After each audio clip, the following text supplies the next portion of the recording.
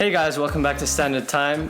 Today's video is on his vintage Tissot and the story behind it.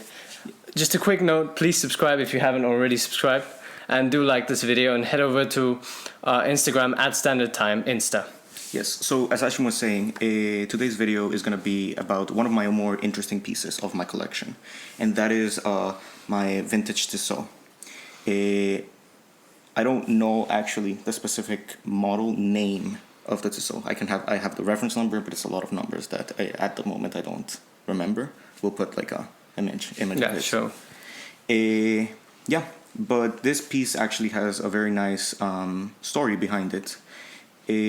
Basically, during the 1960s, my mom actually came to Germany. Oh, really? Okay. In a lost town somewhere near in Ditzingen. It's near Stuttgart.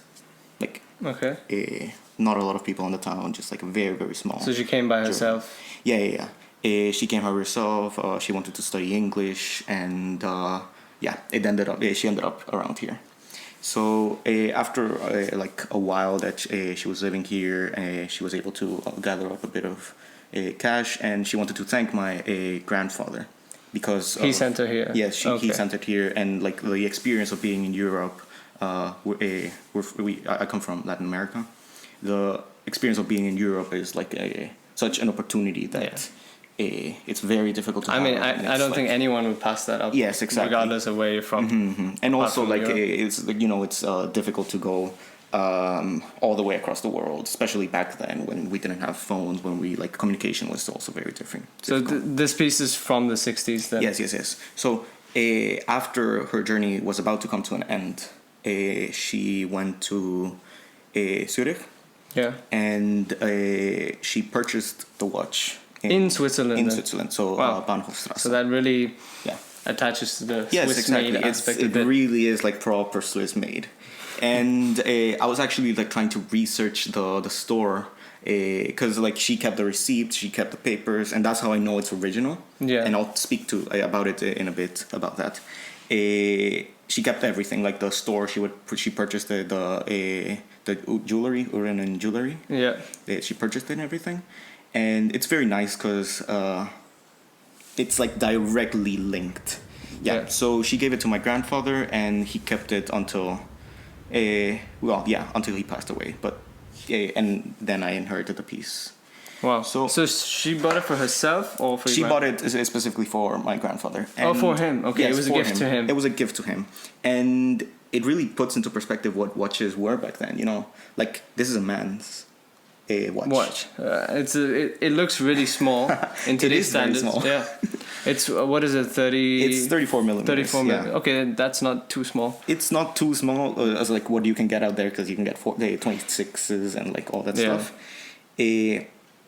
But it's very a very aged watch. Yeah. So I get what you're trying to say. It's very fixed in its time.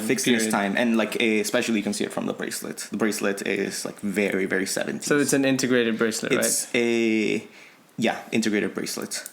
And it's for sure very interesting. Now, I was speaking about it. At first, it's not that I didn't understand that the watch was real. I think all along I knew that the watch was real. So you were not sure whether it was actually Tissot? No. Yeah. So at some point I was like, is this really a Tissot? Or is it a real Tissot? Okay. Because I was looking through their catalog, and they were saying that Tissot uses a specific logo, and they used the logo from 1950s to the 60s, and then they switched from the 60s to the 70s. And they had the whole history of the logos and catalogs, and because I don't see any logo on the dial. Yes, it just says name Tissot, branding, and it doesn't have a logo. And usually, if that was the case, then they would have the logo on the crown, but the crown says Grün. So it's a different brand crown. Yes, it's a different brand crown, and so that's Grün, not stock then. So that's what I'm thinking it is, because Grün was a watch company from America. Okay.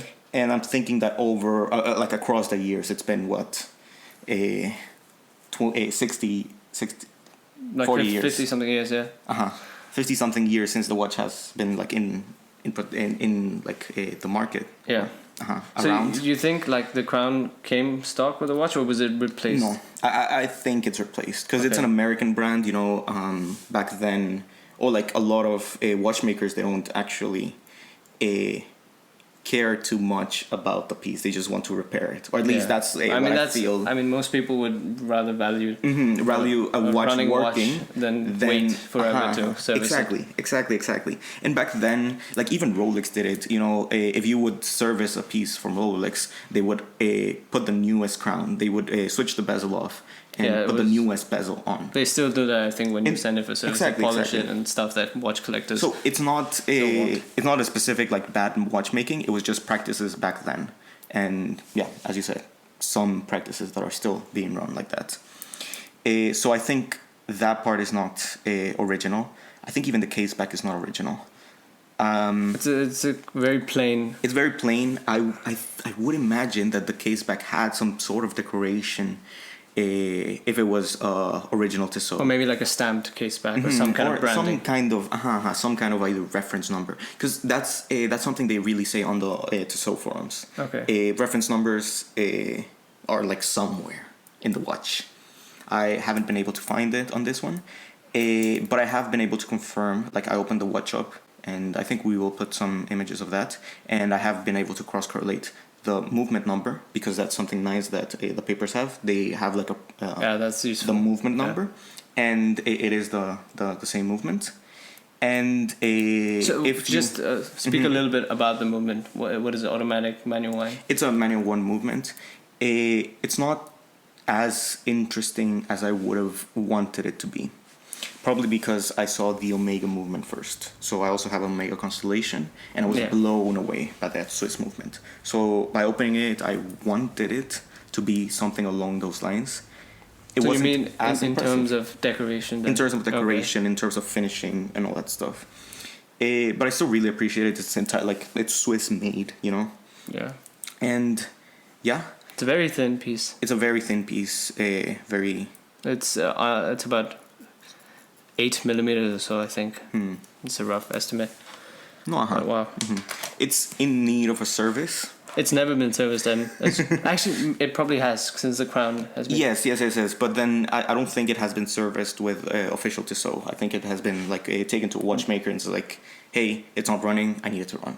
I guess. I mean, that's kind of the norm until recently. Yes, until people started paying so much attention to the specifics. Exactly. No, and like this is a piece I would never sell. It's just it means too much to my family, to like just that idea of going away and like making, coming back with something, like making something out of it. Yeah, yes. I get what you're saying. Yeah, of traveling and being being able to experience the world and. Well, it's really nice that it came back down to you, and you like. It's such a coincidental thing that you're back in Germany with the piece, and I think that attaches a lot of emotion towards it. Exactly, that's great. That's why I feel like this piece is very important in my collection, and I think it's the most interesting one in my collection. Yeah. Do you guys have any watch stories of your own? If you do, please leave them on the comment section down below. Thanks for watching. Don't forget to subscribe and like, as I said earlier. And do go over to our website, standardtimeinsta.com. See you next video.